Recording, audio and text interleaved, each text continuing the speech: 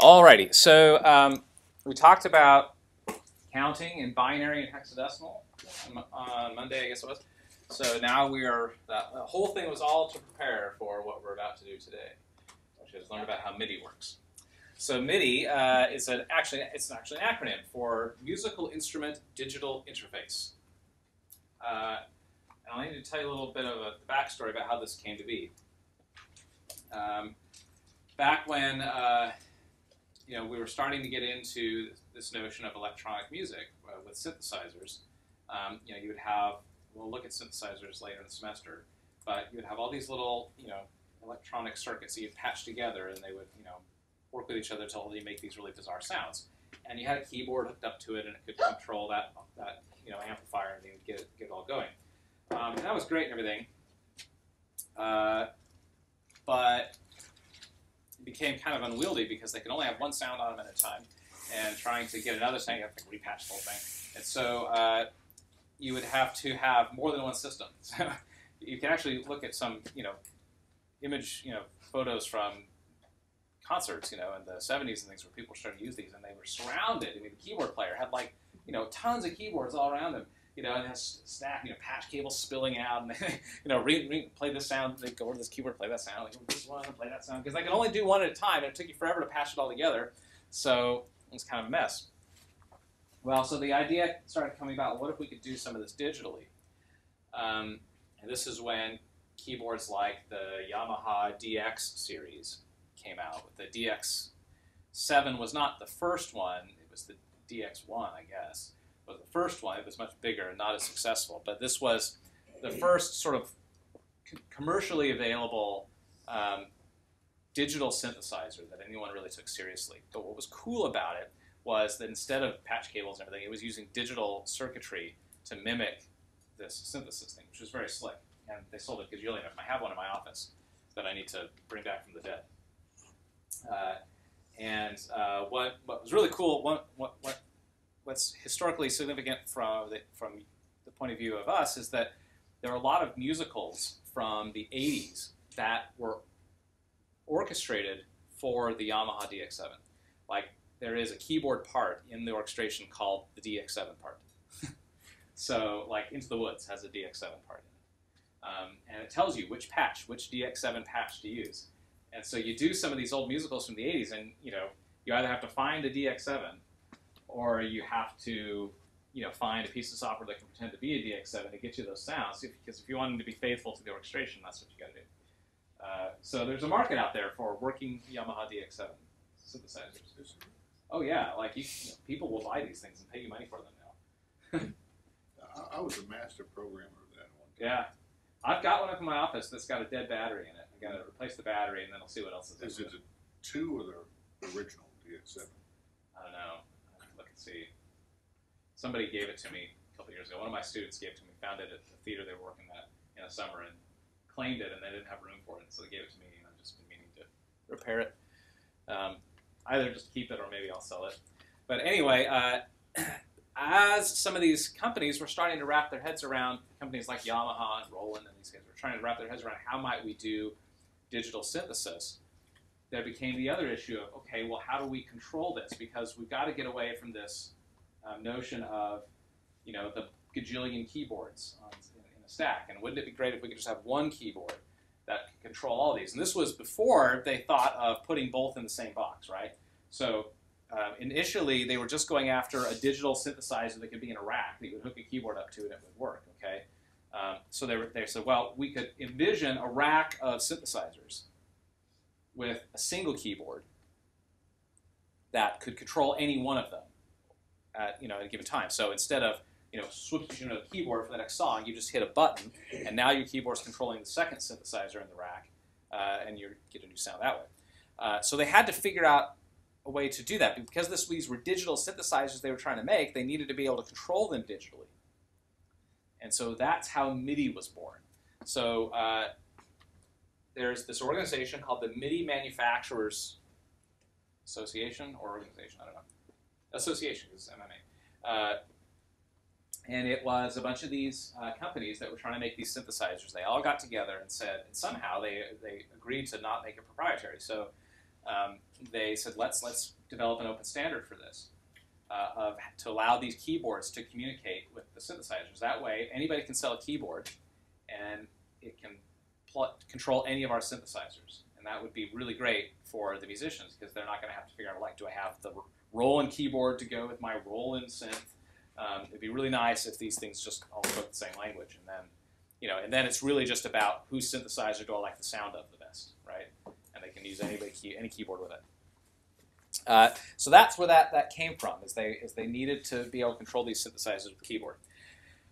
However, to do that, going now back to day one of this class when we talked about computers, what you're essentially doing is you're trying to teach a computer how to perform music.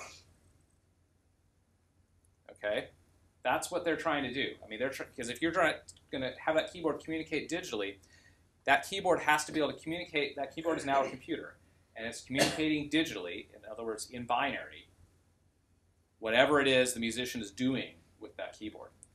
So how do we make sure the keyboard can capture all of those parameters accurately and then relay that in binary to a synthesizer that could then respond appropriately?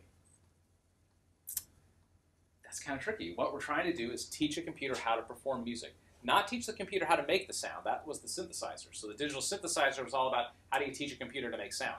This is how do you teach a computer to perform music. Okay? How do you distill music performance? All of the things that a musician does. So if you think of a musician sitting here at a keyboard, what are all the things that they're doing?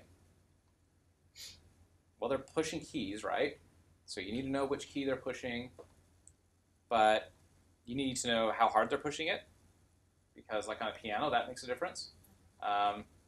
They have pedals that they might manipulate, right? There's other sorts of, and there's all sorts of pedals. There's all sorts of ways they can be expressive, right? And then you branch out, well, keyboards are not the only way of performing music. There's other things too, right? You could like hit something, or you can hit a drum pad or something. You could blow into something like a wind instrument. All these kinds of things. They're trying to figure out how do we capture all of that data and relay it in binary. So there you go. They did it, and MIDI was born. And it's pretty cool because to this day it survived largely unchanged. And they've come up with all kinds of new things you can do with it. It turned out to be a very robust system. So let's just remind ourselves a little bit about some of the things we've done before we jump into it. So digital equipment, aka computers, count in binary. And each binary placeholder is called a bit. So each of those placeholders we talked about last week, the 0 or the 1, is called a bit in the world of computers. If you get 8 of those bits, you get a byte. Okay?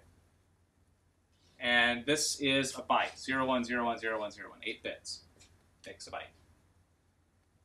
This is computer science, like inside jokes. The bit and then the byte.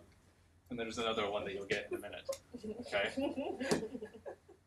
So just to put this into perspective, getting into terms that you're probably more familiar with, if 8 bits is a byte, 1 kilobyte is 1,000 bytes, or 8,000 bits. Right? 1 megabyte is 1,000 kilobytes, which would be 80,000 bits or something, right? 1 gigabyte is 1,000 kilobytes. Or no. Yeah, so 1 megabyte, I did kilobyte, didn't I? Megabyte is 1,000 kilobytes, and then a gigabyte would be 1,000 megabytes. Okay? So you can start seeing how this turns into very big amounts of data very quickly. Okay? So a gigabyte is 1,000 megabytes, a megabyte is 1,000 kilobytes, a kilobyte is 1,000 bytes, and a byte is 8 bits. So you start talking about, your hard drives that are a terabyte, which is 1,000 gigabytes, and how many little zeros and ones are able to be stored on that thing? A lot. Okay, is the answer. The correct answer is a lot. A bigger number than you could count. With your calculator, you could probably count it, but you couldn't. Okay? So here's the important thing about MIDI. MIDI is working down at this 8-bit range. We never get into the kilobyte range when we're talking about MIDI. We're always in the byte range. Okay? MIDI messages are relayed in bytes, single bytes. Okay? Now, I want to just review our little shortcut for converting from binary to hex because we tend to want to look at MIDI messages in hexadecimal, even though they're binary messages. So if we have a binary number here, we can split it up into two little pieces, and these little pieces are called nibbles. Okay? So if you've got a binary byte here, and each 4 bits is a nibble. If 8 bits is a byte, 4 bits is a nibble. Okay? So we can split it up into nibbles and convert this into hex, because we can look at each of them as just, each nibble as 4-bit value, and that's much easier to wrap our heads around. So we can say, well, that one is, 1101 is 12. No, 13, right? So that would be a D for 13. And then, 011 is 3. So this, in hexadecimal, that binary byte could be represented by D3. Okay? So that's what you'll do a little bit of this when we start looking at the MIDI messages. Okay, so you understand how that works? So you got bits, you got bytes, and you got nibbles. Okay? So we're just looking at it the same way as we look at our regular number system. The only difference is each 4 instead of one number to represent a value. Say that again. It's like those 4 digits that you're looking at really constitute one digit, one right. place. Yeah. So we're in base 16, I guess. Yeah, exactly. In base 16 hexadecimal, we're using those 4 bits to represent one of your placeholders for hex. Exactly. Okay, so let's talk about MIDI now. So MIDI uses bytes to communicate, and there are 2 sorts of bytes in a MIDI message. You can have a status byte, or you can have a data byte. And that's it. One of those 2. Every MIDI message is going to contain at least one status byte and at least one data byte. Okay? And there's a fundamental difference between the 2. Let's take a look. Let's look at status bytes first. So the definition of a status byte at the binary level is a status byte has the 8th bit turned on. Oh, look, my little things got shifted. I converted this to widescreen this morning, and so my circle isn't lining up. So you look at this 8-bit byte, right? And we call the 8th bit would be the one all the way on the left, the most significant one, the one that carries the value of 128. Okay. If that bit is turned on, in other words, if it's a 1, then this is a status byte. Okay. It doesn't matter what the other ones are, but if the 8th bit is turned on, it's a status byte. If the 8th bit is turned off, it's a data byte. Okay, and that's the difference. So, well, no, we'll get to that in a minute.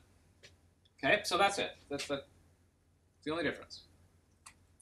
Now, what those bytes represent is a big difference, but the actual difference between them is just the status of the 8th bit. Is the 8th bit a 1 or a 0?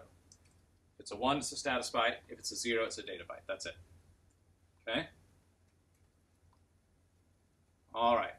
So, given that, the lowest value that a status byte could hold would be a value of 128. Right? Because a status byte has the 8th bit turned on, and therefore the lowest value would be 1, 0, 0, 0, 0, 0, 0, 0, which translates into 80 in hex, aka 128 in decimal. So that's the lowest value that a status byte can carry, is 128. Now, generally, we look at the MIDI messages in hex, because they make a heck of a lot more sense in hexadecimal than they do in decimal or binary, as you'll see in a minute here. So if it helps you a little bit, you can look at them in 128. Sometimes, some software you might use, like MaxMSP, for example,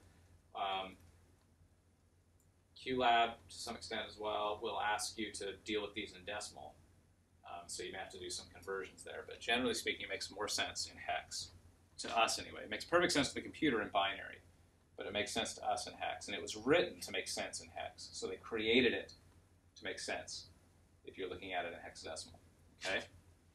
So let's take a look at status bytes. So status bytes tell a MIDI device what to do. In other words, the type of action to perform. So there are different types of actions you can have. For example, you have note on. In other words, press a note. That would be a type of status message. So it's the type of thing to perform. Do a note. So you've got one for note on. You've got one for note off. There's one for, there's two different status bytes for pressure, okay? And otherwise known as aftertouch. And this would be like after you push the note, you could manipulate the pressure of it. And that could be some interesting information. Now, you can do that at the channel level. So there's channel pressure. And we'll talk about channels in a minute. In other words, that pressure applies to every note in that channel. Or you could do what's called polyphonic pressure, where you have you're measuring pressure independently for each note. Okay, so channel pressure is pressure for all the notes. Polyphonic pressure is pressure for each note individually. Okay. Another type of status message is a control change, and this could capture any kinds of it. So this would be like your pedal could be a controller. Buttons that you might find or sliders on your keyboard could be controllers. And there's a whole list of different types of controller definitions that we'll look at here in a minute. Program change is a type of status message. And this would be the original idea here was this would be a message you would use to recall a new patch in your synthesizer. So you would issue it a program change and it would load a new sound. So a switch from being a piano to being a guitar, for example. And then the last one is pitch bend. And there's usually a wheel on the keyboard for pitch bend.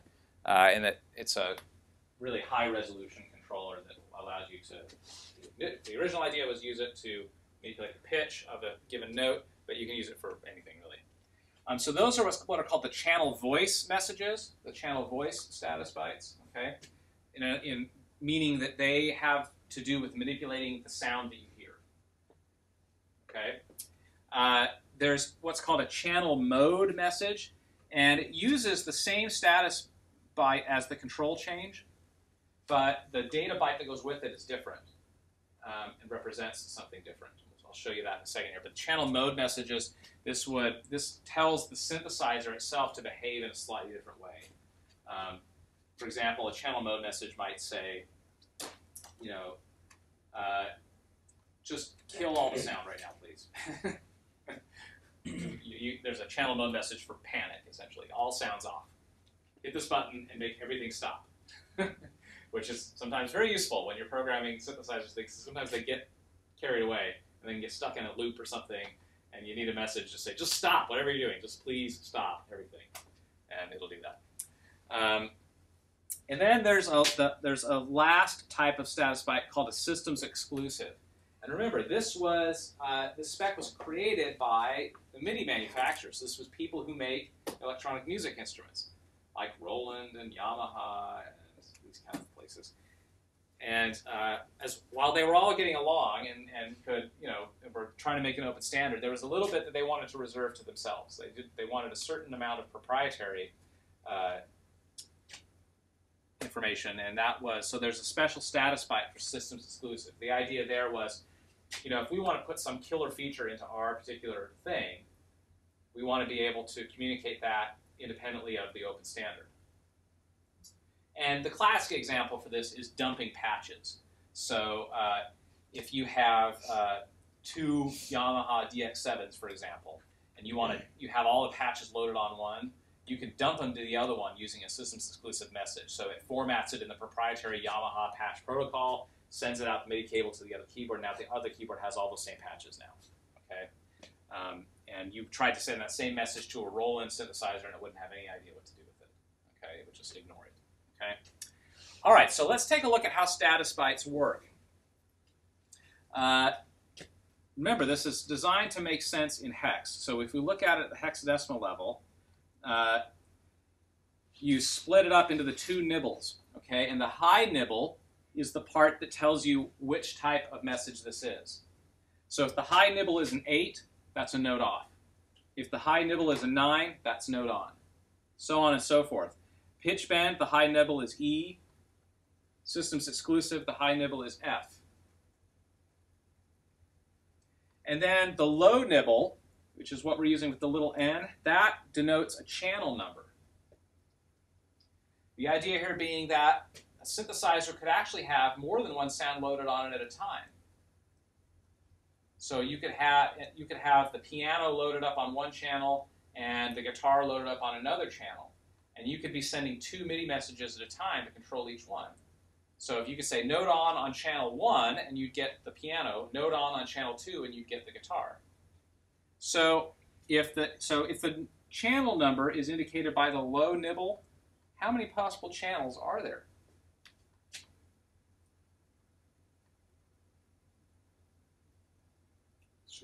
Sixteen, yes. Because that is the total number of combinations you can have with 4 bits, right? 1, 1, 1, 1 is 15, right, in binary. And if you count 0, 0, 0, 0 as one of your possible configurations, then you have a total of 16 different combinations of 0 and 1 that you can get with 4 bits, which means you could have a total of 16 different channels that you could define. So every MIDI device has 16 channels, and that's why. It's because of that 4-bit limit for the low nibble of the status byte.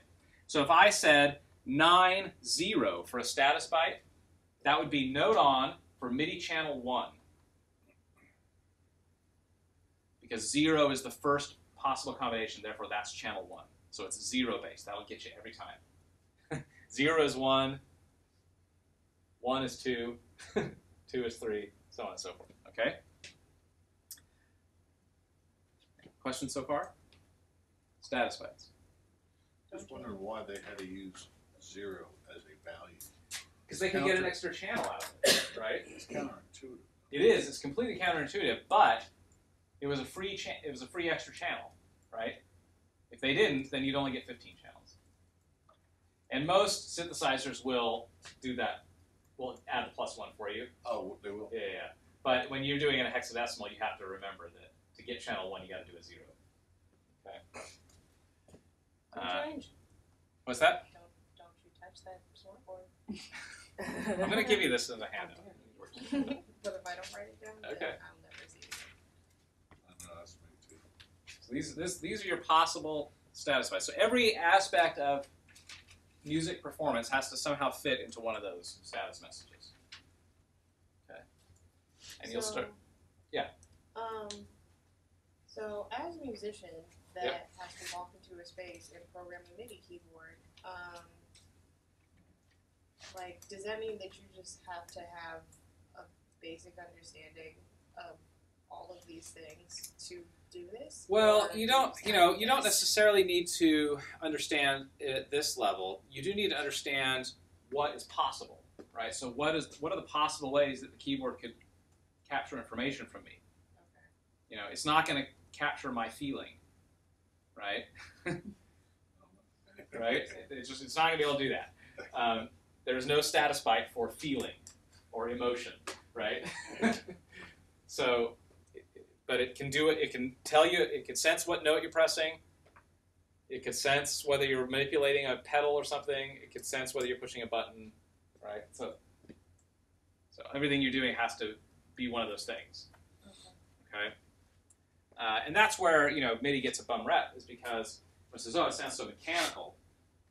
It's like, well, that's just because you are not capturing. There's some element of the performance that you are not capturing, right? So whatever controller you're using is not able to capture some element of that musician's performance.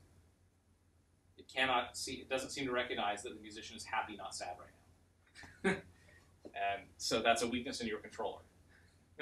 Find out how that musician plays differently when they're happy versus sad, and then build a sensor into your controller to capture that, and attach it to a control change message, and then figure out what that should do to the sound, and then it'll be fine.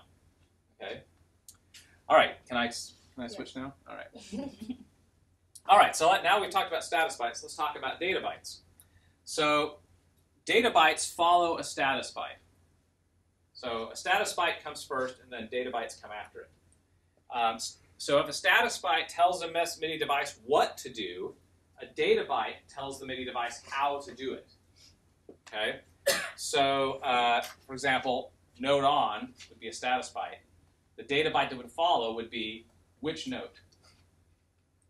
All right? The status byte says play a note, and then there would be a data byte follow that says note number 60. And then it'll play it. Okay? Now, remember, data bytes are bytes that have the 8th bit turned off, which means the highest value they can have is 0, 1, 1, 1, 1, 1, 1, which would be 7F in hexadecimal or 127 in decimal, So which that's means why. the highest value a data byte can carry is 127. That's why. That's why every MIDI controllable parameter you ever encounter, no, not quite every, there are a few exceptions, but for the most part, 127 is the range you have to work. 127 different program changes, 127 different notes, 127 different detents on your slider, 0 to 127 on your fader, because the limitation of the data byte, because the second it becomes 128, it's not a data byte anymore, right? It now becomes a status byte, which is doing something very different. That's why you have that 0 to 127 limitation. Although there are a few ways around it, as I'll show you in a minute. Okay? So let's take a look at some of these. So here's our channel voice messages again, this time with their corresponding data bytes. So let's look at note on, for example. So here's note on, which is 9 for the high nibble, and then you would have whatever number for the channel number, 0, 1, 2, 3, whatever. And it gets 2 data bytes that go with it, right? And the K's represent the note number. So the first data byte is the note number. Which note is it? 0 to 127. And then the next data byte after that is a velocity byte. Okay? 0 to 127. Velocity being like how hard did you push it. So the status byte says play a note. The next data byte says which note to play. And the next data byte after that is how hard do you play it? Some range of 0 to 127. Interestingly enough, and this is, again, remember this was written by MIDI manufacturers, and they're trying to envision how do I make a chip do this?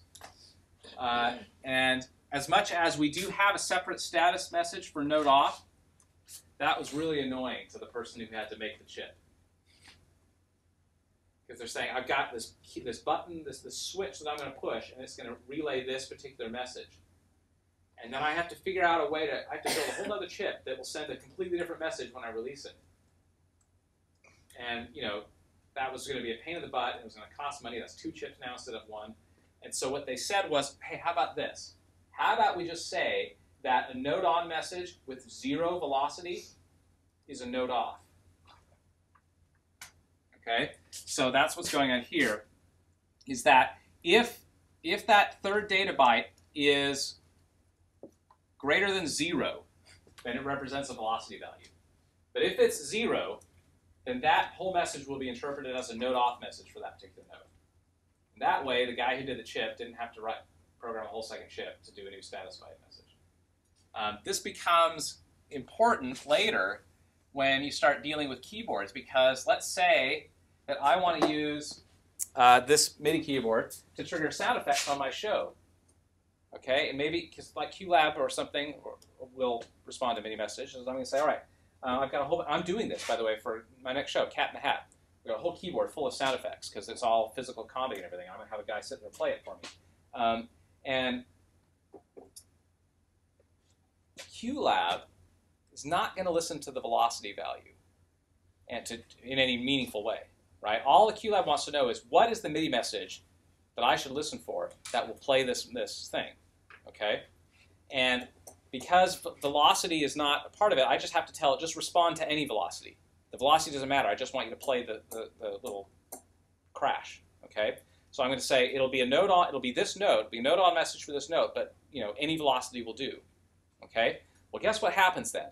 When I push the note, I get the crash, and then I release the note, I get the crash again. Because this particular keyboard is issuing note offs as note ons with a 0 velocity, and I told QLab to ignore the velocity. And then I curse the guy from Roland who was too lazy to program the chip to do 2 different messages. And so then I have to figure out what to do about that. I gotta. I always wondered why I hated roll. Yeah. I believe, if I remember, we'll look it up in a minute here, but I believe the Akai will do either. Let's see. Yes, okay. So the Akai actually sends a true note off message, 8, as opposed to a 9. Whereas the Roland, I don't know if the Roland will work over here. No, it won't. It's not hooked up. Somebody unplugged it.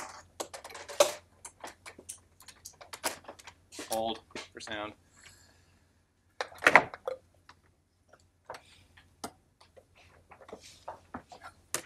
Let's see if that works now.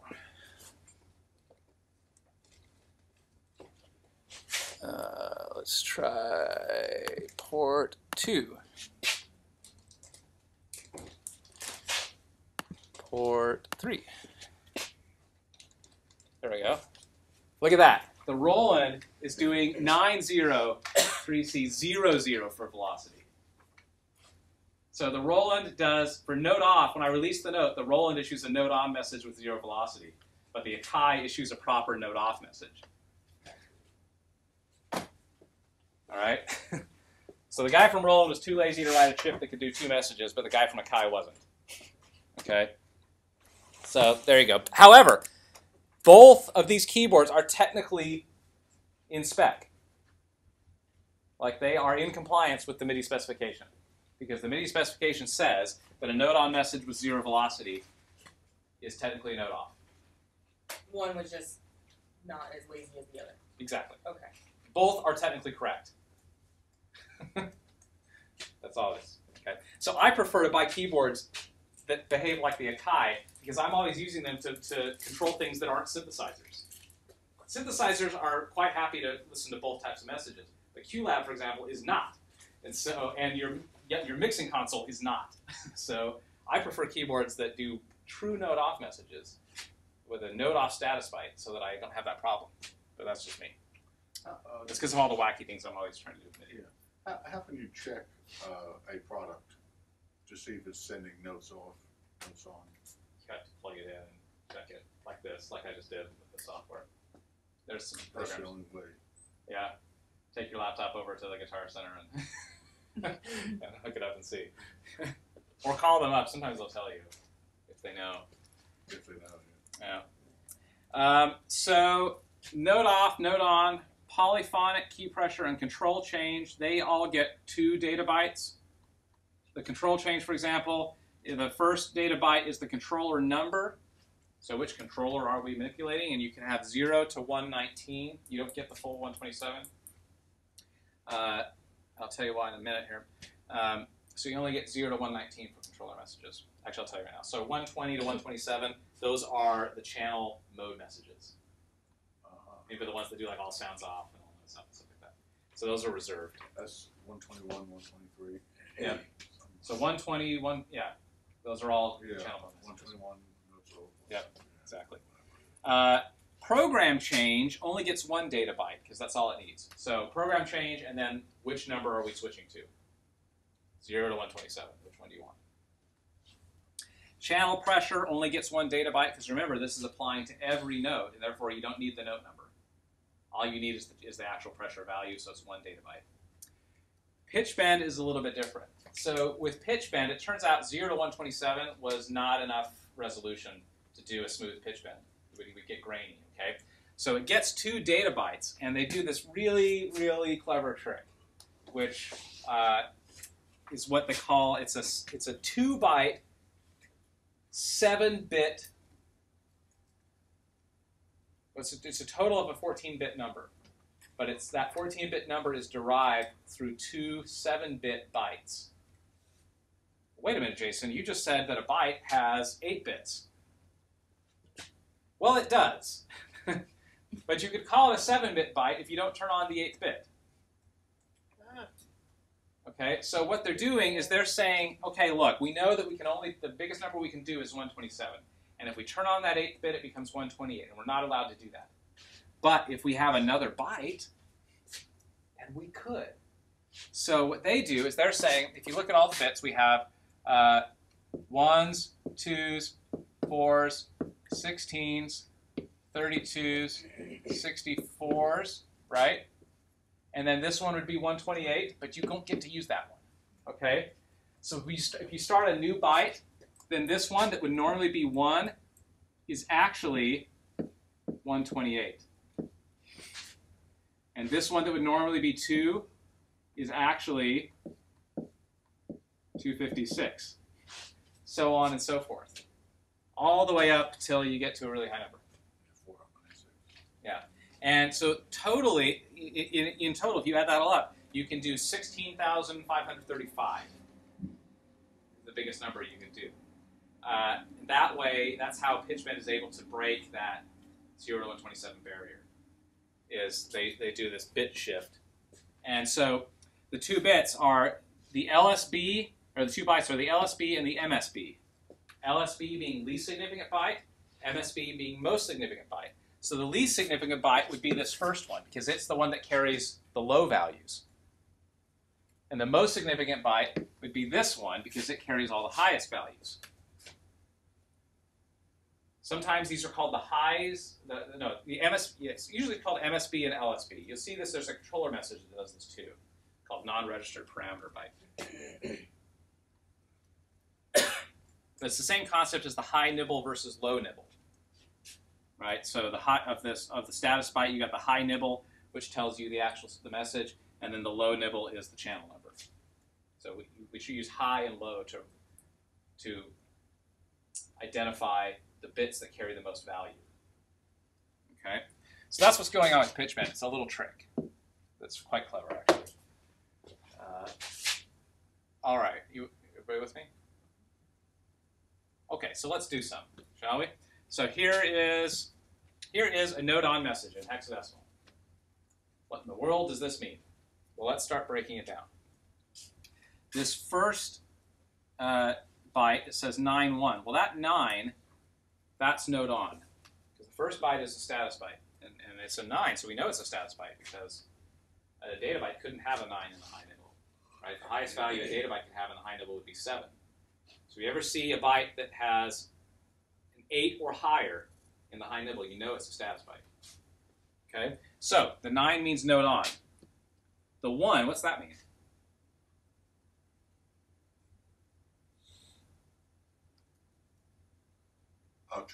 Channel. Channel, right? So remember, the low nibble of a status byte is the channel number. So that 1 is MIDI channel 2. The 0 is 1, right? I know, it's the worst thing ever. Yeah, back in the late 70s, some synthesizers didn't add that 1. Right. So you had to do 0. Yeah. And that's why. I have a question. So, note on is 7 or above, right? What? And note on Yes. is 7 or above, you said? No, status byte. Any status byte message is going to have an 8 or higher. Okay. Yeah, as the first thing, right? Because that's what it has to be. Because the 8th bit turns on, and you get 8-0. Right. Okay. Right. So I'm just saying, if you ever see a value higher than 7, you know it's a status byte. Okay. Okay. Why is that MIDI channel 2? Because MIDI channel 1 is 0. So what if it was MIDI channel 3? It'd be 2. It'd be 2. It's 0 based. Because you got the 8 bits, right? Oh, we're in hex. Right? 8 bits. How many different combinations? 16 total if you count 0, 0, 0, 0. Right. It's just, it was a way to get an extra channel. Okay. That's all it was. And it's annoying as anything because you have to always remember that 0 is 1 and 1 is 2 and so on and so forth. Okay, now our next byte, what's that? What is the first data byte that follows a note on message? What It's velocity? right there on the screen. No, You say velocity. No, it's not velocity. Note on message. The first data byte is that one. What's that one represent? We just said that was note on. KKK note number. What key? What note? What note? What note is it? Of all the notes possible to be played, which note is it? the lowest. It's whatever it is. I mean, I'm saying that the byte represents note number. 45. Right. So you count up So- 45. What is it? Well, it's, let's see. I'll tell you which note it actually is. It is note number 69, otherwise known as A3. How do I know that? Is that 440? Count the mouse. A3. Yeah. Here's why. And this almost makes sense. Okay? It makes sense enough that they decided to do it, but it doesn't actually make sense. Okay? So they're trying to figure out, okay, so we have a total of 0 to 127 possible note numbers. How many notes are on a piano keyboard? 88. 88, Or okay? So 88 is, a real piano is 88, right? So, okay, so we have less keys on a piano than we have possible note numbers. So how do we know which key gets which note number? Because it'd be very easy if we could just say the lowest note is 0 and the highest note is 127, but we don't get to that. Well, I'll talk you through how they figured this out. So anybody ever taken piano lessons? Yeah. What's the first note you learned how to play? Middle C. Middle C, right? So you learn middle C, and it's this C that's right in the middle of the keyboard, okay? And then every note you learn is relative to middle C, okay? So they started there, and they said, okay, well, what's the digital equivalent to middle C? 60. Well, it turns out, 60. so they said, well, what would be the middle number in the range of 0 to 27? What would be the middle number? It'd be 64, right? What's 64 in hex? Oh, okay, I see where you're going. Anybody do that for me? I can do it if I write it down. It's What's 64 in hex?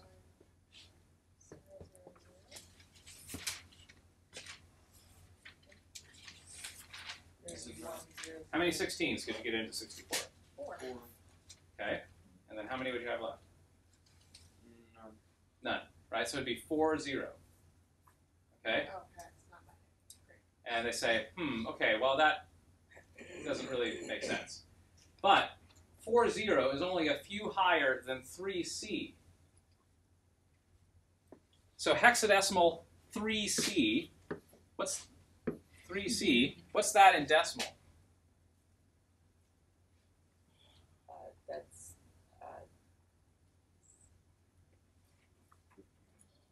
64. 48, 50, His head. 10, Note number is 60. 60. Okay. Okay? 48. Well, 60 is awfully close to 64. That's still in that middle range. And turns out, if you squint at it just the right way, you might say that middle C is the third C on the keyboard, assuming that the first Z is actually zero-based, which you would because these are computer scientists, okay? And everything is zero-based to the computer. Technically, middle C is the fourth C on the keyboard, on a piano keyboard, okay? But if you call the first C C0, then middle C is actually C3, right? So that's why Yamaha uses a different number system than Yes, everybody. so I'll talk about that in just a minute, because it gets slightly weird. They didn't all interpret this the same way. So what they do then is they said, well, gee, that almost halfway makes sense, because if we say that the first C on the keyboard is C0, therefore middle C would be C3. Well, C3 backwards is 3C, and that's note number 60, and that's right in the middle of our range.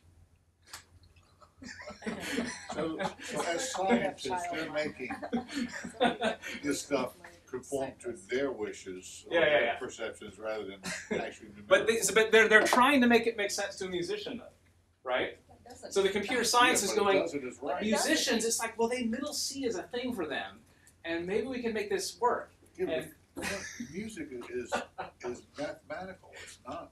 so this is what they came up with. This is how they then decided what all the other note numbers were. They say, well, we're going to call middle C note number 60, because 60 in hex is 3C, and that's backwards for C3, and C3 could be middle C if the first C is C0. Okay, this is where it comes from. Okay? Who did this? The important thing to walk away from this is that middle C is 3C, and that is actually easy to remember. Okay? So middle C is 3C in hex, and then every other note is relative to that. So C sharp, middle C sharp would be note number 61, otherwise known as 3D in hex.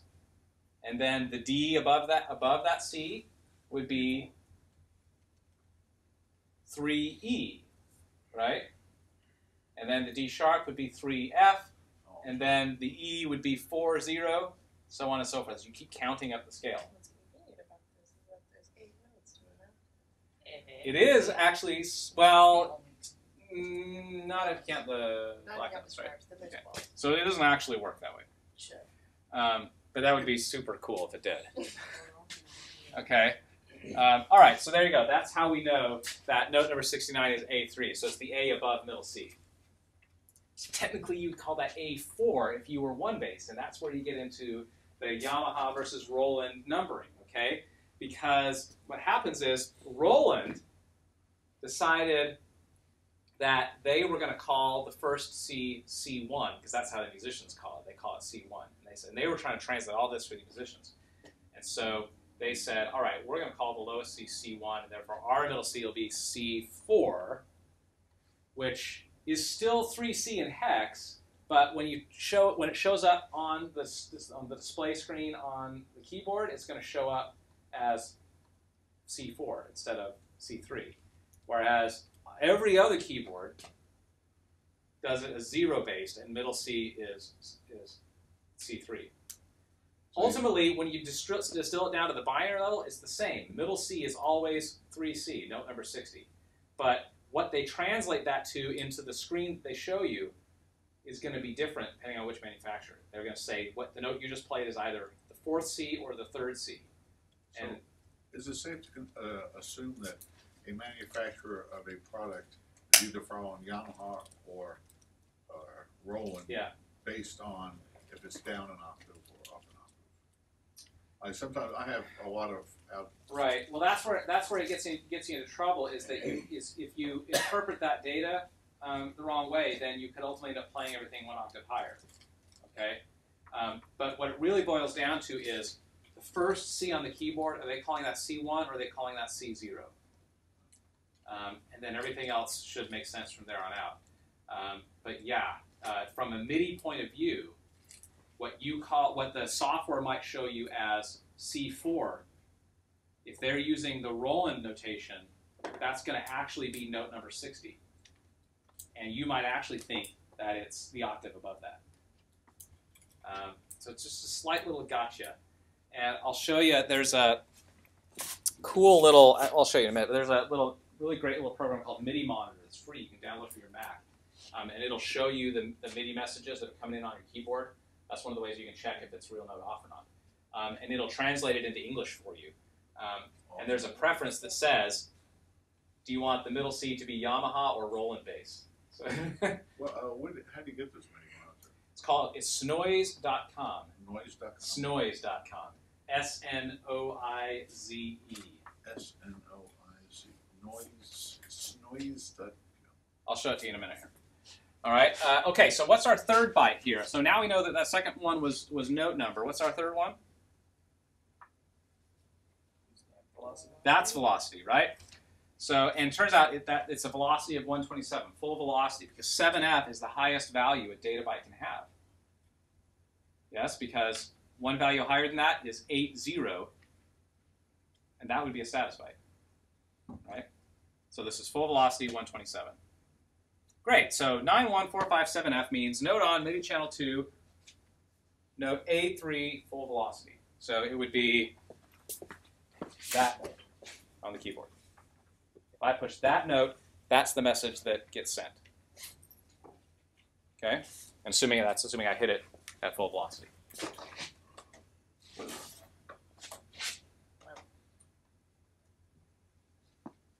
Okay. Let's do a couple just for fun. What did you say that the change? All right, Right. So in Logic, if you use the keyboard as a thing, it defaults velocity is like 90. What did you say that was the thing that measured pressure? Aftertouch? Is that what it's called? No. Aftertouch is not velocity, it's a different thing. Would you say that? Aftertouch is, so velocity is how hard you hit the key. Aftertouch is how hard you push it after you've hit it. So as you're holding the key down, you could be manipulating how much pressure you're applying to it while you're holding down. That's aftertouch. Okay, but that wasn't my question. My question was what is it called that dictates the initial velocity? Like, what is that? Velocity. How hard you hit it. Some of them are default, though. No. A true MIDI keyboard is going to have variable velocity. Yeah, Okay. only if you Like stand if for you're it. using musical typing and If you're using your keyboard, like on your Mac, to enter notes in, that keyboard has no velocity sensitivity. So there might be a default there for Logic. Right. But you can manipulate that too. You can change that. There's a value there. Right. But this is all the more reason not to type on the keyboard. Use an actual keyboard, right? Because then you can be more expressive. Then you don't have to do all that hocus pocus with the velocity maps and making them more expressive, right? Yeah, separating. But yeah, if you just draw it in, like in the matrix editors, even with your mouse, yeah, it's going to default to some velocity, whatever it is. It might be 90, it might be something else, depending on what you set it to. That ends up sounding rather mechanical. Then you have to change it later. All right, let's do a note on for middle C at full velocity. For, let's see, MIDI channel 16. Okay. Note on, so that would be a 9. 16 is the letter F. Yep, 9F, so that's note on MIDI channel 16. Right. And I want middle C. Middle C. Let me count down. 1, 2, 3C, at least it's got it, yes. 60. 3C, 3C, that's right. full 7F velocity. again. 7F again. 7F. There you go. We did it. I got it when I was a kid. Note on. Right? Why Channel is it MIDI 16. Channel 16? Because that's F, right? F is, Well, no, I know that. I'm saying like why is it MIDI channel 16 versus MIDI channel 15? because it's zero based. MIDI channel 1 is 0. Let's go through it. So I have 4 bits, right? Here are the possible combinations. Like the math part is what I understand. I just don't understand like why, like. I'll draw it out for you. You know, answer a question that like I know the answer to. Right. Somebody who didn't know music developed this. That's why it's like that. Okay. So here, yeah, it's meant to make. But the whole point is they wanted an extra channel. Okay, if you draw all these out, right? The first one is 0, 0, 0, 0, and the last one is 1, 1, 1, 1. Right? Right. So what they're saying is you could call this 1 and this 2 and then ultimately this 15, right? Right. And then you get 15 channels. Yes. But the protocol is capable of having one more state, right? And that's 0, 0, 0, 0.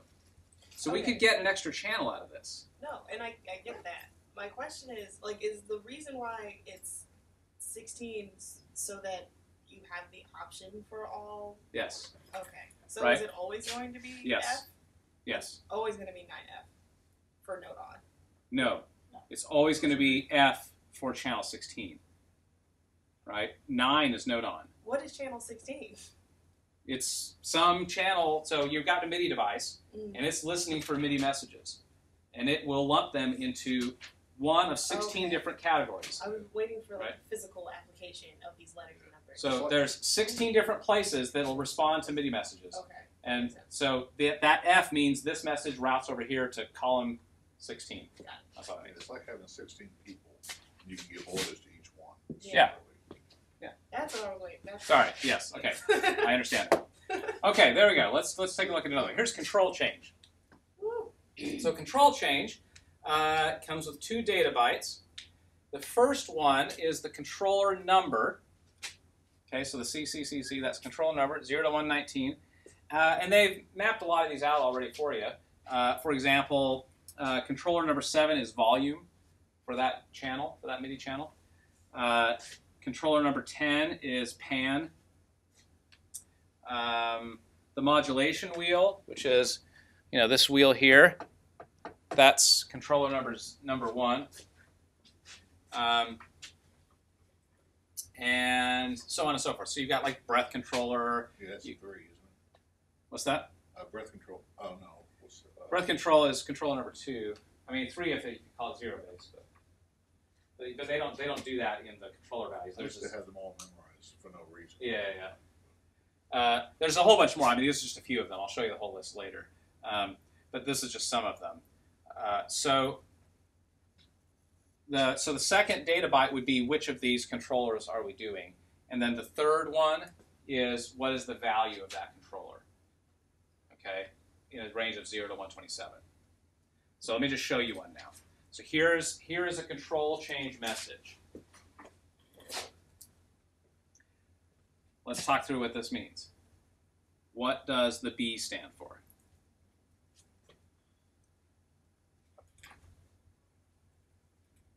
Don't be shy.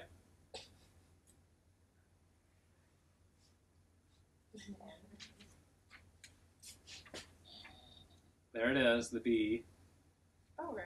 So Right. it means it's a control change. Yes, it means it's a control change. Okay. Okay. I thought it was got more out. No. B means control change. Super. Excellent. Anytime you see a B in the high nibble, you know that means control change. Great. Okay? What does the 5 stand for? It's in the 6th MIDI port. Yes, MIDI channel 6. Yes. Okay? So right now we're saying control change on MIDI channel 6. That's all we're saying about it. What does the 7 stand for? No idea. Well, what does that first data byte mean? It's the controller number. And so we're saying controller number 7. That's volume. Volume, right? So controller number 7, and the chart before said 7 was volume.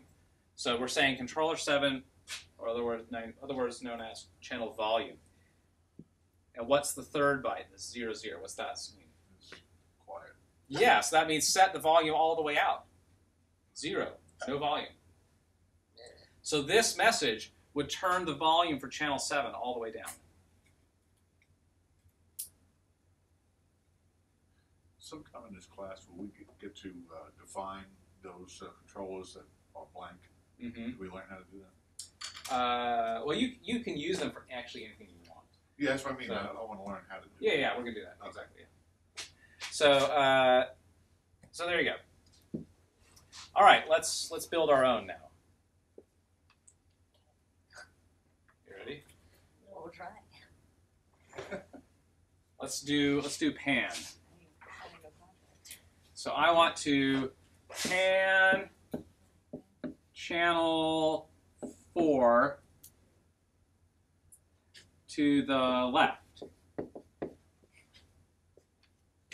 That's what I would like to do. Okay. No, it needs to start with a B because it's a controller change Oh, message, right? Sorry. So we need B for control change. All right, A for 10. Channel 4, which would be Oh, 3. no, it'd be 3. 3. B3, right? Because 0 is 1. Therefore, 3 would be 4. Oh yeah. Yeah, so this will trip you up every time. I know, well, it kills me every time. Okay, so now we're saying control change on MIDI channel 4. Now we need a controller number. Which controller number is for pan? Anybody catch that from my chart before? Yeah, 10. 10. So what's 10 in hexadecimal? A. Yeah, so 0A, that's 10. So I'm saying controller number 10, which is pan. And what do you suppose left would be? We can do anywhere from 0 to 127. What would be left? If you were thinking like the computer scientist, 0. 0, yes. Okay. So 0, 0 would be left, and 7F would be right, and pan to the middle would be 64. 64. Oh, yeah, What 127. happens if Yeah. you're I like this. I was thinking What's it was that? What happens if you're the 0, 0 would be 127. You know, left would be Yeah, right. yeah, yeah, yeah, exactly. That's why you got to think. Yeah. Again, think like the computer scientist. Yeah. I should be kicked out of class. I'm a heck of a- Wait, what would be the middle? 64. Right. Halfway between 0 and 27 is 64. Just don't use 128. Yeah. No, like my brain was just like, but that doesn't math. but It does math if you count 0 as 1. it's not middle, it's the median. Yes. Yes, that's a better way of saying it. Yes, Whoever did this something really cute. Okay. And they are not. all right, program change. Let's do a program change message, shall we? So program to C. 6B. What's the C mean? Program change. Program change. You guys are getting it. Yes, okay. Program change. What does the B stand for? 11. MIDI channel 11. 12. What? She'll finally got the 0 base. Now that I know what it does, like you can't stop it. Okay. Okay, what is the 6B? Well, what does that the data byte represent? Volume. Program change. Program number. Program number. So which program 0 to 127? So which program number are we working with here? 6 times 16, which is 72 plus 11, which is 83. Same thing. So confused. Program number 107. Why? We thought you were real cute there. I don't understand. I think I just did 16 I times don't 16. get it. 6 So it's 6 times 15. Or no, 6 times 16, sorry. Yes. 6 times 16 plus, how many is that? 11. That's 12. No, It's it's channel 12. It's number 11. It's decimal. This is number actually, yes, this is actually number 11. That's so annoying. So, Why? Okay, so I have I the know, logic yeah. right. I just can't multiply No, you anymore. can't. This is 6 times 16. so what's 6 times 16? 96. Plus 11. Not Plus 11 equals, You're wrong. The fact that Why Jason is had the 1B11 grants in the other Saying said something. no. Because he was like, yeah, Jason, 72. Why is one B 11 and the other B is 12? Oh my god. Yeah, the this B is like- not actually 12. It's not actually 12. The B is 11. But the value of 11 equals MIDI channel 12. I get it. That makes sense now. This B If it's in the equals channel 11. numbers, you have to use In what 0. hexadecimal? Yeah, so B in hexadecimal equals 11 in decimal. Always. B okay. equals 11 in decimal. Always. Okay? There's never a scenario where B in hexadecimal does not equal 11. But the value of 11 is used for MIDI channel 12. Because you start at 0 with MIDI channels. But you, Only in the channel. I know, it's stupid. That's dumb. It's just, so is it because it's in its position? Like where it is? it's because of what it represents. How do you B is 11. How do I know if it represents something? Because it's in the slot for channel number. So that B is sitting in the slot that represents channel number. And channel numbers are 0 based. So what if it started with the other one? Like being the other one? Is that So if it started with, if it was like BC, for example? Yeah. Well, it wouldn't be actually. No, it could be. So if you say BC, then now this B would actually, it's still 11. But B is control change, right? So now that B would represent 11, which is control change in MIDI land. Okay? Can you review before class is over all the first letters, what they mean? Yep. Oops. Oh my god, I fucked this up. Let's do one quick program change. I want to do program number 60. I want to switch to program number 60 on MIDI channel 2. Corey, talk me through it. what do you want? I want to change to program number 60 on MIDI channel 2. So start with C. So we start with C. Channel 2 would be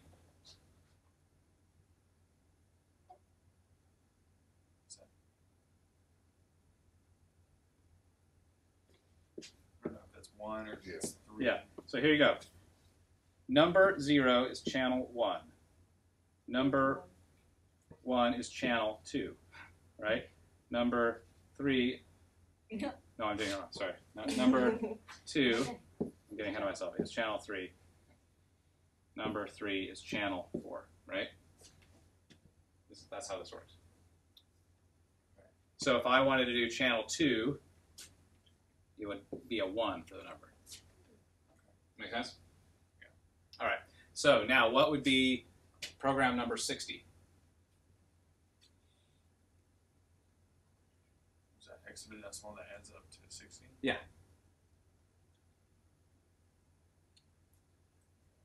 Remember, this is note number 60. Same thing, right? Remember, middle C was note number 60. So I pick 60 all the time because it's easy to remember. So is that 3C? Yeah, it's 3C.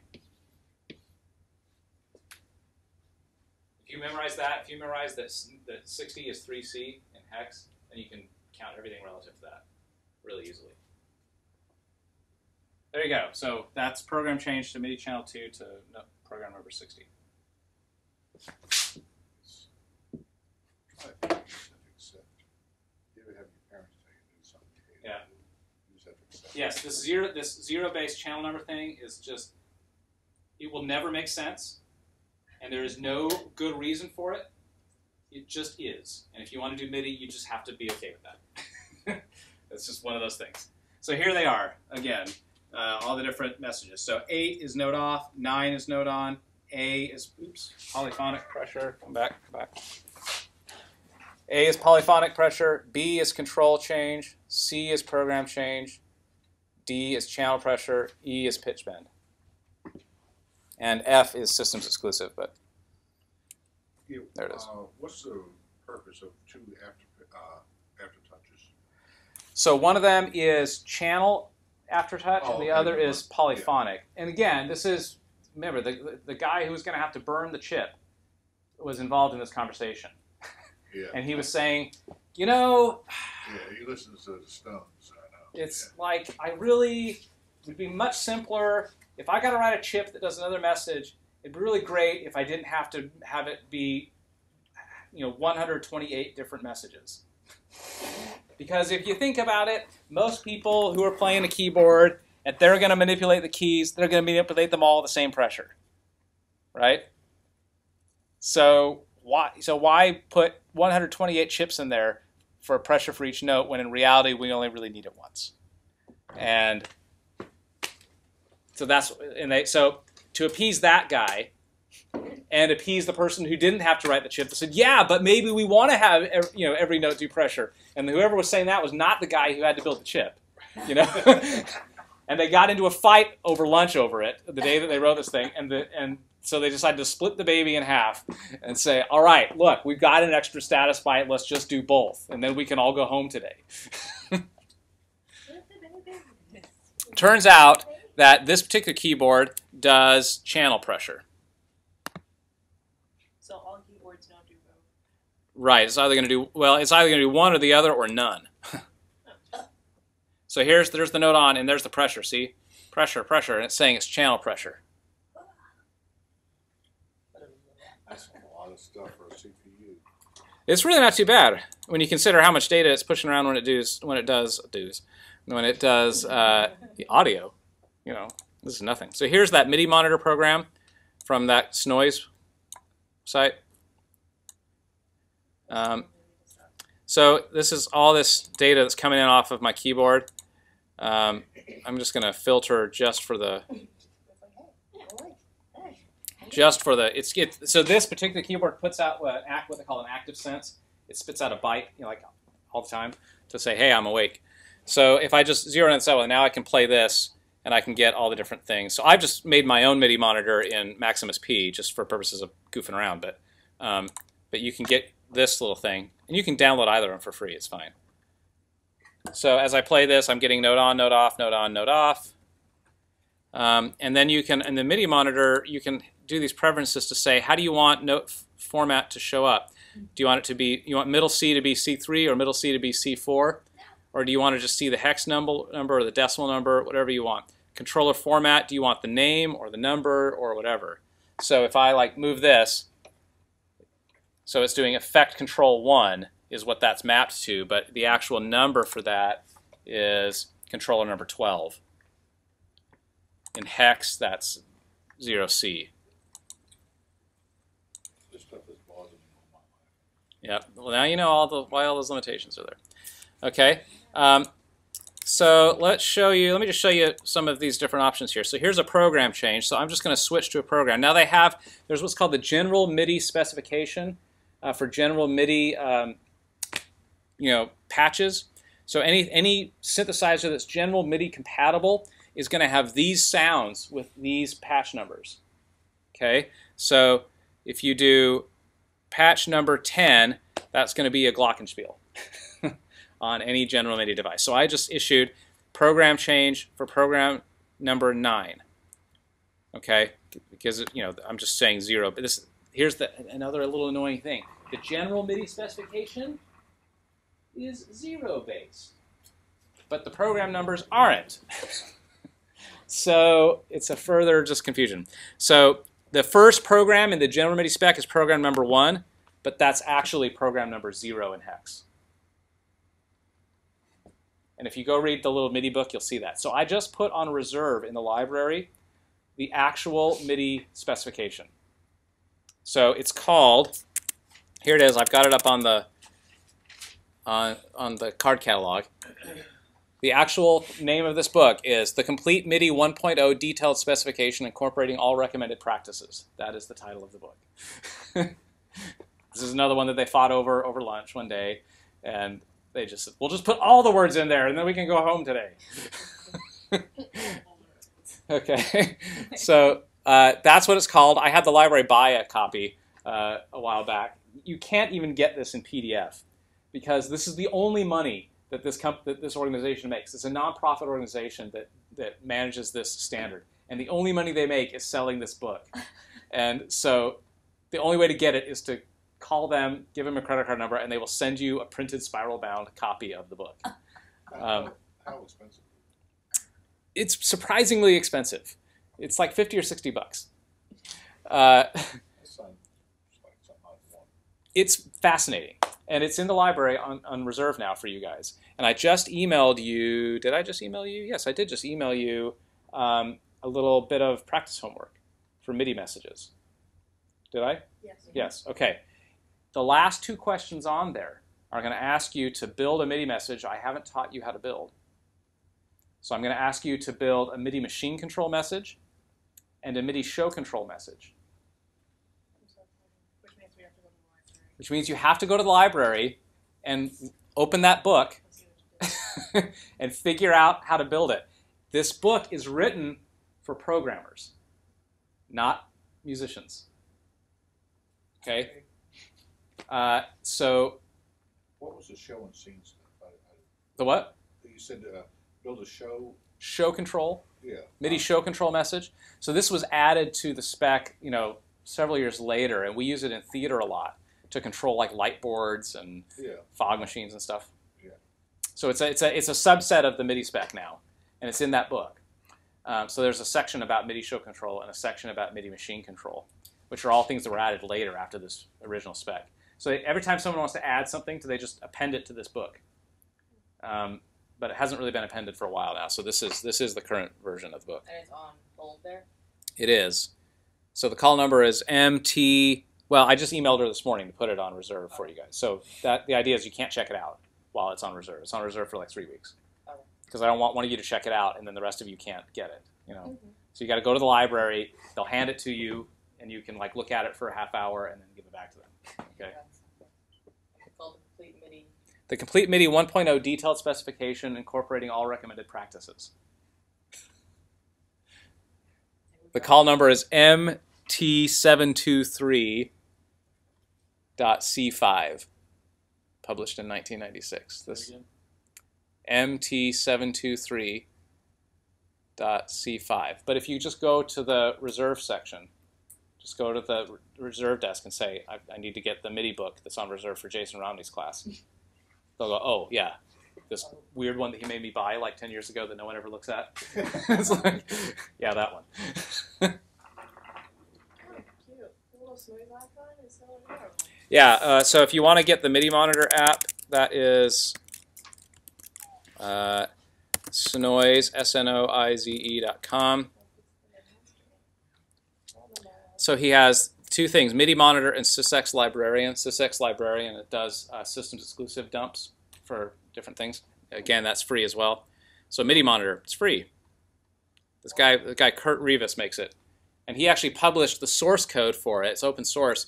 And his protocol for relaying the MIDI messages is, most people use that instead of the Apple Core Audio ones because the Apple Core Audio ones don't make any sense at all. And so he kind of made his own APIs for MIDI, and pretty much every Mac program that uses MIDI uses his APIs now. Like QLab uses his APIs. He's credited in the QLab documentation as the MIDI code. So anyway, it's just a guy that sat down one day and said, I want to figure out how to make this Mac OS X do MIDI, and wrote his own thing. So anyway, it's free.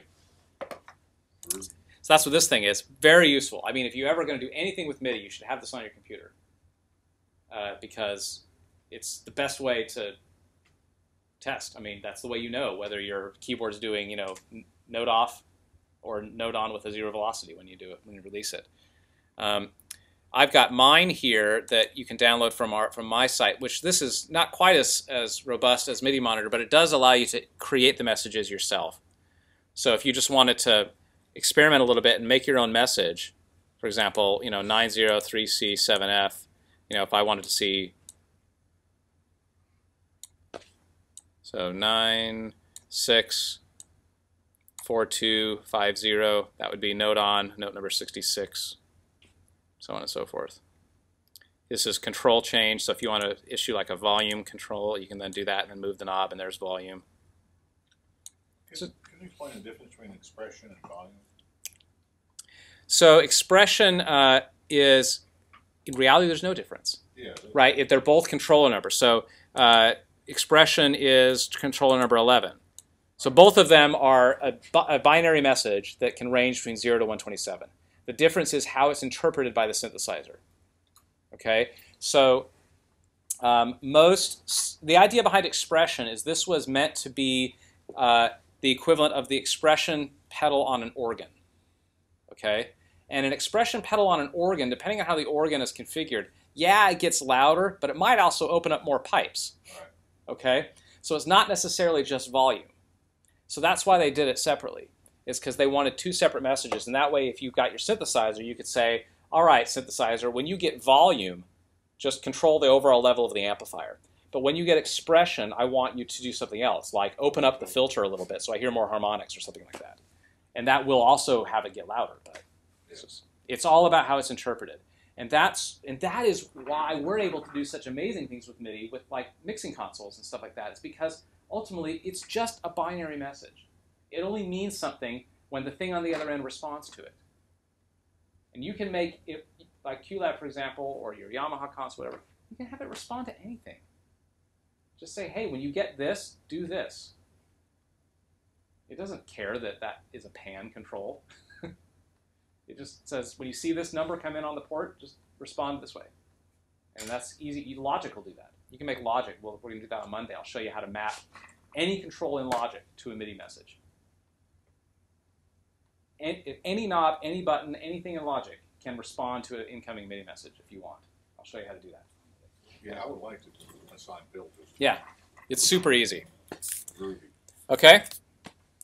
So what I'd like you to do is take that little thing I sent you and work through some of those. I will also send you, did I send you the cheat sheet that goes along with it?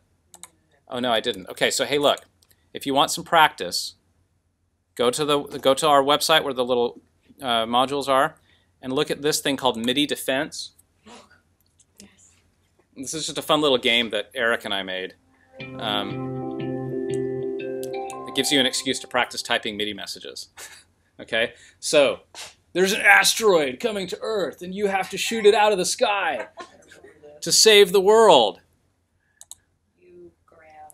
And the launch key, you have to type it in hex. So there's a security code to launch the missile. And it's control change channel 2 breath controller at full.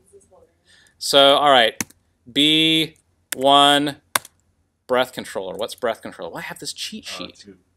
Breath controller is 2, so 0, 2, 7, F.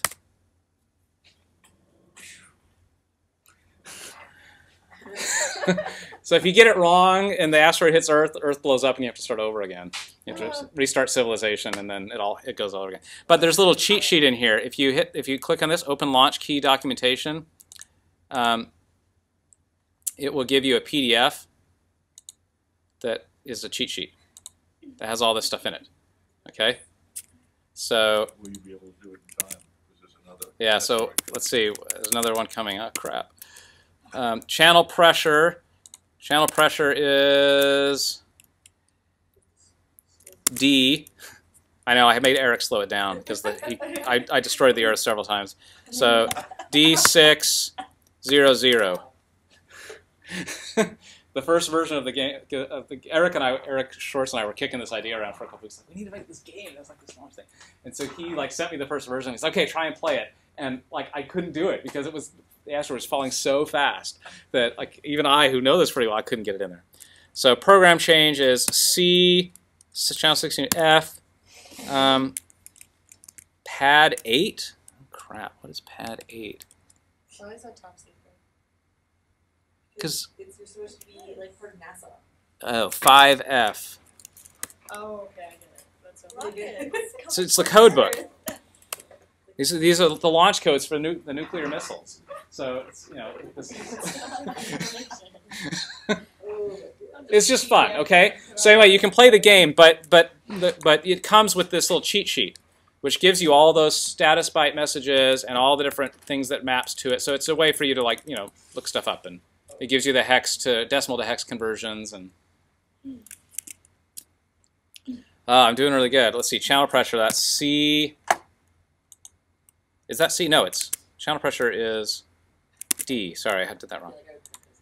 D, F, 7F. I